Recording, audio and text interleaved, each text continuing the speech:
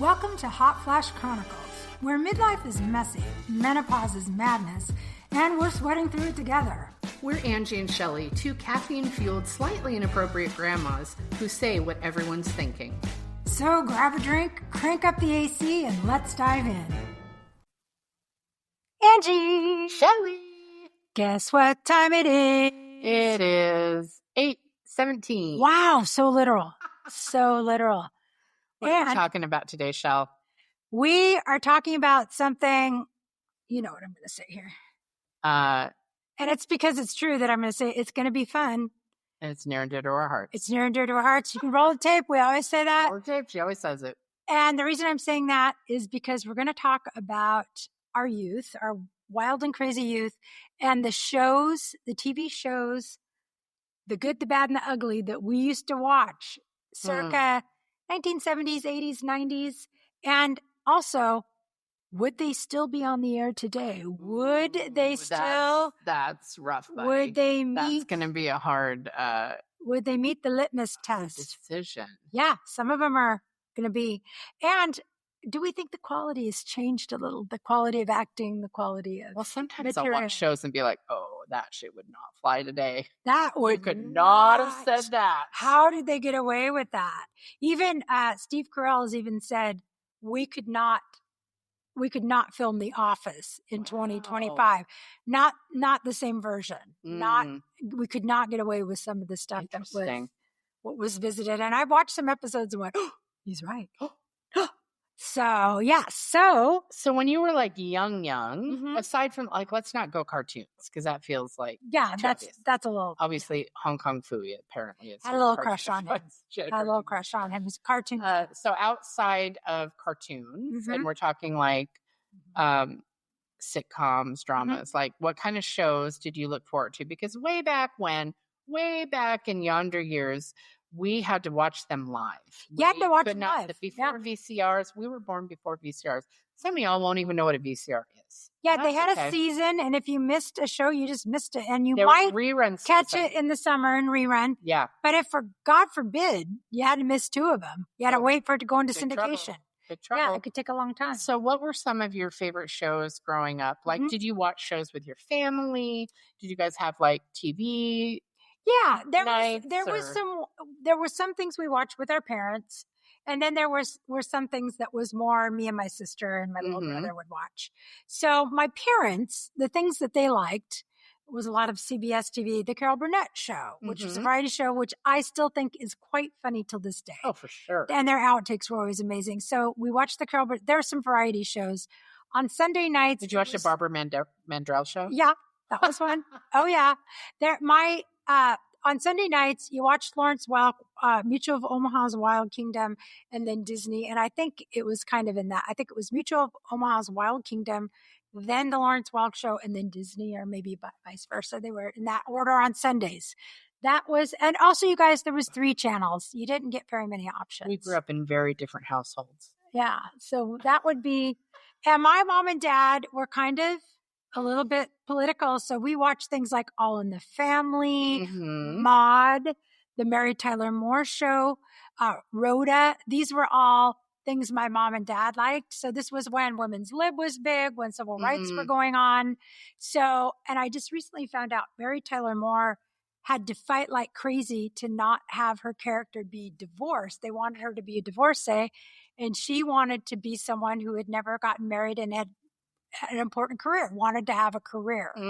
So she like basically wasn't going to film the show if they didn't let her just be unmarried by choice.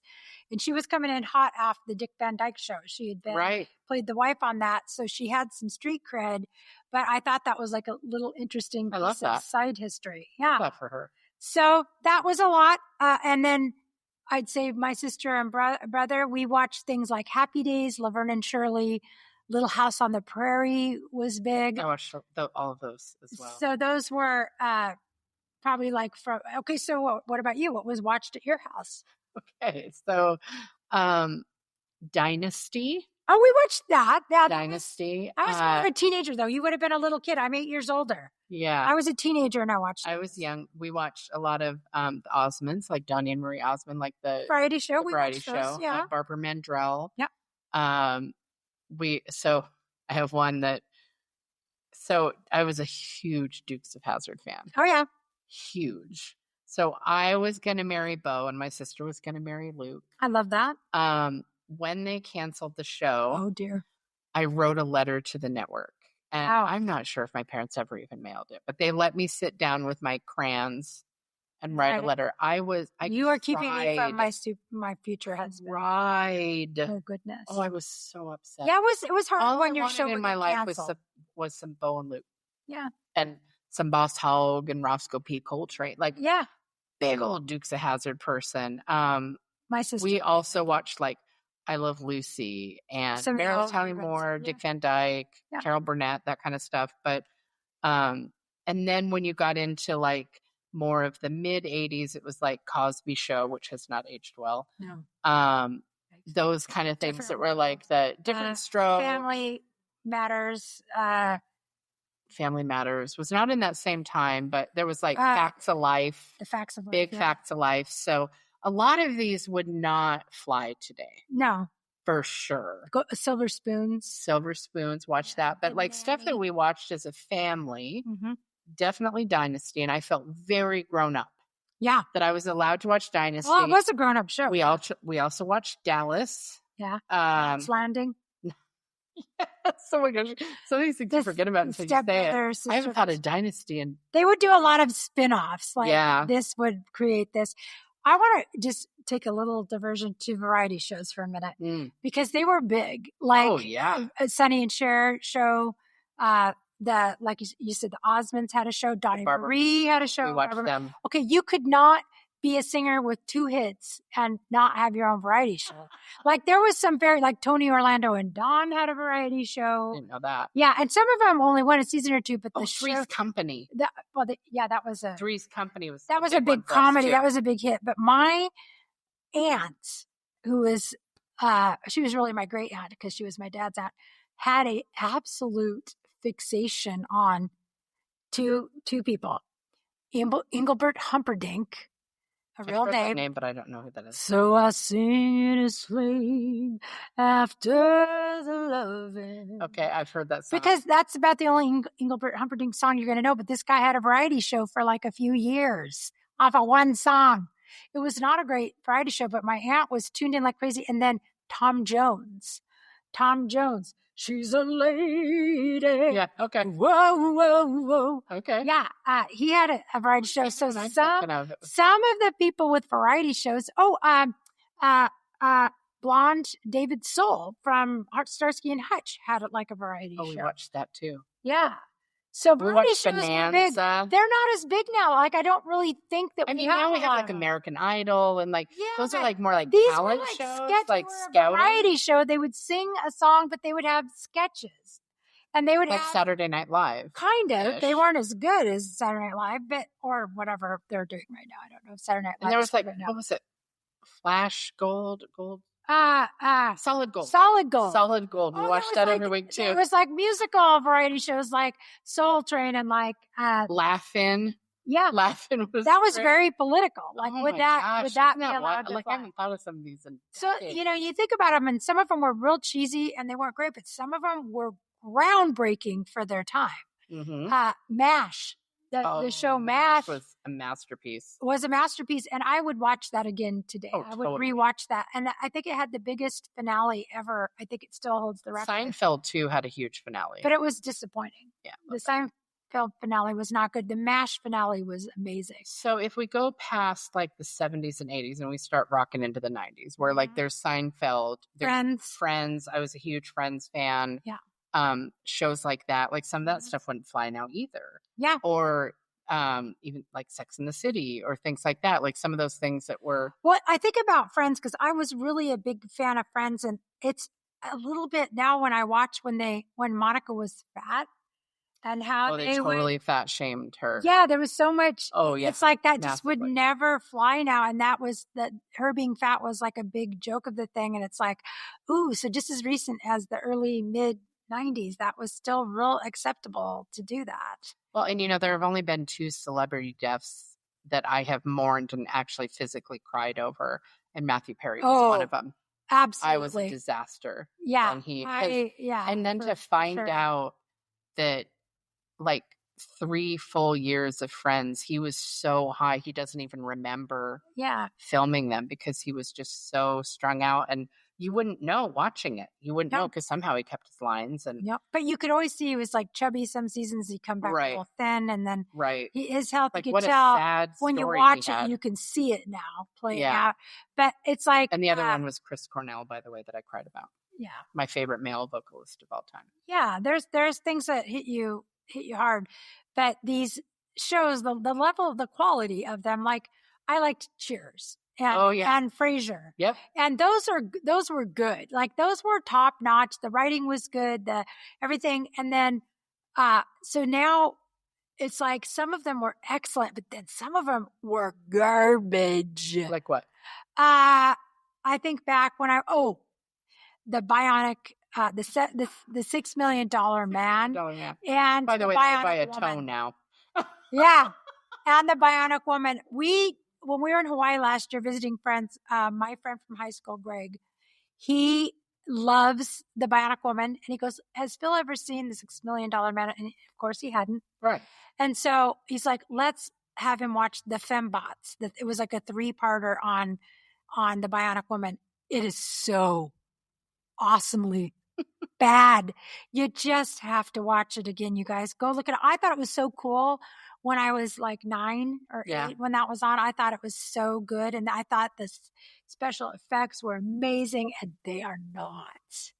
They are not. Watch them because they're awesomely funny bad. To watch. Or like the old Wonder Woman, like Linda Carter. That's super corny. Like if you go watch Fantasy Island, The Love Boat, just the quality of acting. And we watch those two every week. The guest stars would always be C-grade, C-squad level, like Charo. Charo was on everything. Like, how well do you know Charo? And what songs did Charo have that were famous? But Charo, she was on all of those. Hilarious. And it's like, so the guest stars. Right, they'd have guest stars But they were like actors from the 40s and 50s and like old retired actors or people. Golden Girls. Now that was excellent. Golden Girls was. I still love me some Golden Girls. But again, some of the stuff they say is kind of borderline. A little spicy. We've done a couple reels on our TikTok of Golden Girl phrases, and it's spicy. Like Dorothy says slut a lot. A lot. About Rose. There's a lot of slut shaming. And Rose doesn't care. No, Rose wasn't the slut. Not Rose. Blanche. Rose was the idiot. She was the one from Minnesota. She was the innocent one, which was very funny because Betty White, because of her role on Mary Tyler Moore's show, Sue Ann Nivens, they actually wanted her to be the Blanche character. That was the one that they had in mind for her. And Rue McClanahan, who was coming in from a role where she had played the really nice, they decided to swap those so they could do something different. And now, can you imagine Rue McClanahan not being Blanche? And Betty White not being Rose? Like, they were so perfect, and they just wanted that challenge. Like, they wanted to not be stereotyped. So I thought that was so cool. So if you're thinking back to these shows, 2 questions. Well, I'll start with one. What is a show that if it comes on randomly, you're always going to watch? I'll sit down and just get sucked. Yeah, if you're like, not that we flip channels anymore because everything's on streaming, but if you're like flipping through in a hotel room and you're like, this show is on, which is the one that you're always going to like, oh yeah, I'm watching this because it was an old staple from the days of it. Well, Friends. Yeah. Get sucked into Friends. That's the obvious one. But I can get into, you can pull me into some Cheers. You can pull me into some Frasier. For sure. Like if I get that, I'll Northern be like, Exposure. Oh, I love that. Yeah. Northern Exposure also, because that was filmed here. Yeah, and John Corbett, I had a big crush on him. I met him. I hit on him. I was like 14. So, okay. So jealous. Okay. So this is a funny story. My parents were taking us to a family vacation. Because you flirted with them. My parents were taking us on a family vacation to a dude ranch. At a place called Hidden Valley Ranch, and we drove through Roslyn to get there. Roslyn was where they filmed it, and my parents had been watching Northern Exposure. I had not, because at this point I'm like 14, and like it's not cool to watch shows with your parents. No. So we go into the Roslyn Cafe, and the whole cast is sitting there for lunch. Like they weren't filming. Yeah, they have pictures of him there all the time. No, they were just sitting there eating lunch, and I saw John Corbett, and I was like, hot diggity damn, that guy is yummy. So I, like bold little Leo Angie, this won't surprise you, just walked up and sat with them. I just walked up like, what are you guys? I didn't know what was going on. I didn't understand who they were. Had a full conversation. My mom is like, I can't believe, like, I literally sat and had a conversation with the cast, not knowing that they were legit celebrities. Yeah. And all I wanted was to talk to John Court because he was, and then I watched the show and I was like, okay, this tracks that he would be the one I was attracted to. Was he really nice? He was super nice. Yeah. He was lovely. I've heard that he is. And then he was Aiden in Sex and the City. Yeah. And he was in My Big Fat Greek. What, like, he is. Do you know who he's married to in real life? Who? Bo Derek. Shut up. I love that. And they had been together about 20 years. Way. They've been together for 20 years and they just got married like a couple years ago. I love that. Yeah. He was, yeah, they were all just like, I had no idea. Like, I didn't know they were, my mom had said something about they were on TV. I was like, okay, cool. That guy's hot. I'm going to go talk. I was a teenager, 14, maybe 15, like wasn't even driving. And my mom loved to tell this story that like, yeah, our daughter met the whole cast of Northern Exposure and literally just walked up and hit on Chris. Okay. FYI. If you go to Cle Elum, if you are going through and you stop in Roslyn, Washington, the Roslyn Cafe is still there. The pictures of the cast is still up on the wall. The pictures from the brick. Well, they have like a museum. Like I went there. It's still a big deal there because nothing else is ever going to happen in Roslyn, Washington. So even though the show has been off the air for 25 years, all that memorabilia. It's a great show. Anyway, if you like that show, go check it out. I didn't mean to tangent, but yeah, so I met the whole cast. Yeah. Literally sat at this it was like a big round table with benches, and I just like pulled up a chair like, how you doing? I did a Joey Tribbiani, how you doing? Yeah. Okay, so Friends would be the one that you would stop. Cheers, Frasier. The other question is, which show from, previous decades do you wish would play on repeat or reruns or like all of a sudden have a bunch of Instagram reels grabbed from it, like how they're doing Golden Girls, they do a lot of Friends stuff. Yeah. What show would you love to see that happen with? Like just get hot again, like retro hot, like like all of a sudden everybody's super into like fill in the blank. Oh God, that's really tough. I know. What were some? I'm trying to think of ones. Well, okay, so a lot of good sound bites. You could get a shitload of good sound bites from Frasier. You could. Yeah. You literally could. I'm surprised there's not more of them. That is some smart, top-notch. It's very cerebral humor. Yeah, coming out of that. So I'd say you could do that. But, for shits and giggles, like going with something super corny, like, I'm not kidding. Some of the dialogue from The $6 Million Man is painful. It is like, oh, dear God. Oh, Knight Rider. Phil was like, I've never seen Knight Rider. Is that the one with the talking car? Yes. With Hasselhoff? Yes, David Hasselhoff. And I said, so Phil's like, I think I might want to watch it. We this might have been during the pandemic when we were trying to figure out things to watch. And I ran out of TV because actors couldn't. I said, I was there when Knight Rider was first there. You were maybe, I don't know. He would have been very, very young. Wasn't Knight Rider like late 70s, early 80s? Yeah, was he even born? I don't know if he was born. I was a teenager, so I'm 15 years older than him. So I was there when it happened, and I was young, and I could tell that it was bad. When I was 12 or 13, I was like, this is shitty. This is not a good show. So I didn't really like that one, but he was like, maybe let's give it a try. Let's give it a shot. So we watched 2 episodes. And I was like, I cannot believe this lasted more than a season. It was like mini seasons. Painful amount. And there's not much of a storyline there. Right. But also good sound bites. Because they're so stupid. I would love to rewatch because I watched it as a kid. And I'm curious if I would find it interesting now or if it would be relevant, is Facts of Life. Because I felt the good to take the bad. You take them both, and there you have the facts of life. Yeah. The facts. So I feel like they were dropping some truth bombs and life lessons, and every episode had a moral of the story and a takeaway and a feel good moment. And you had Mrs. What's her face from what was her name from Different Strokes? Yeah, I can't remember her name. But I think it would be interesting. If you remember her name, drop it in the comments. Message. Yeah.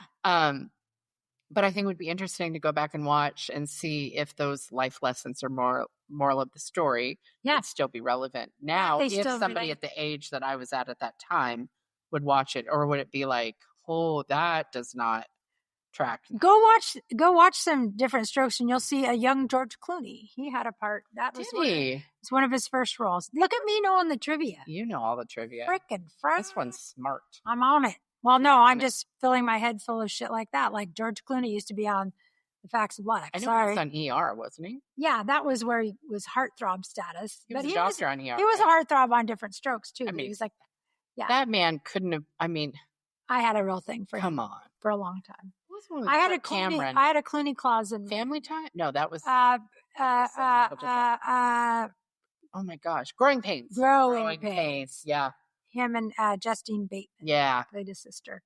Yeah. And Family Ties. I actually, as a child, an interesting one. I got chosen to be, what do you call that? Like a focus group for the, the ratings. AP whatever it is. Yeah. Yeah. I got chosen to be a pilot review tester for Family Ties. So they sent us like a box that went to our TV, and then they called and I had to do a phone interview. And I want to say I was like 12 or 13. Yeah.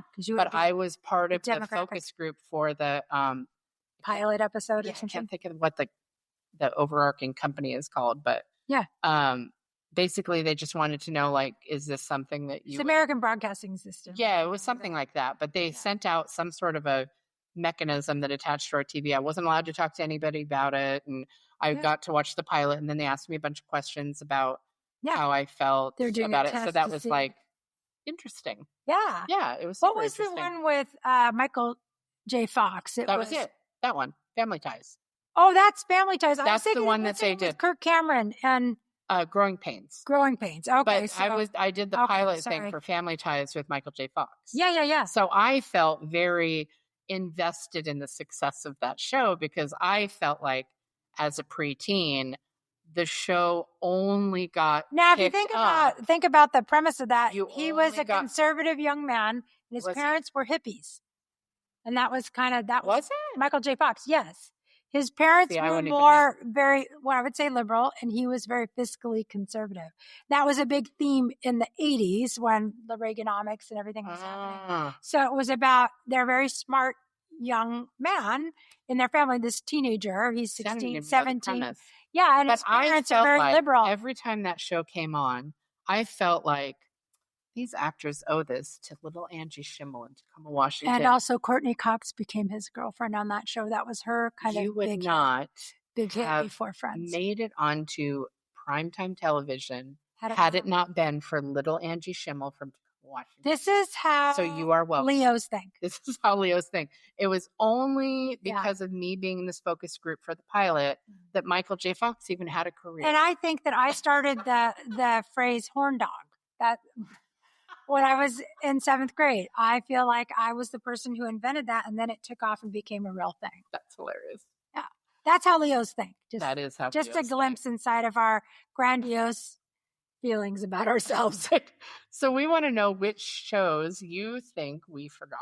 Yeah. Which ones did we not mention? We forgot a whole bunch. I'm sure. We forgot so many. Such a big part of our lives, sadly. Especially then.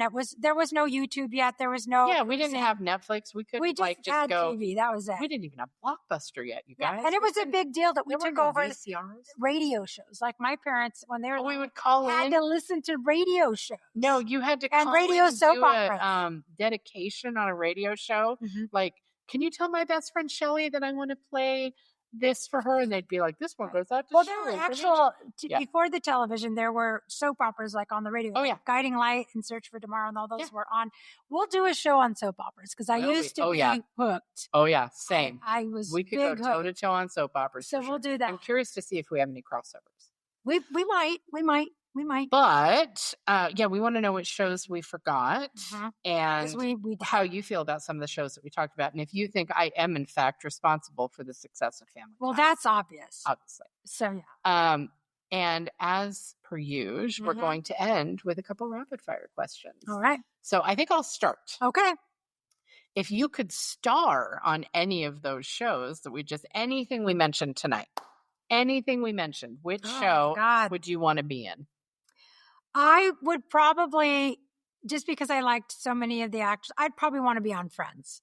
I liked all those people. So I would say Friends. Yeah. Those. Okay, Angie, I'm going to kind of spin you back to something you mentioned. You had a very big crush on one of the Dukes of Hazzard. It was the blonde. John. Yeah. Okay. Bo. So I have to say, if you had the choice of Bo or Jason Momoa, which one? Come on. Which one would you? Come on.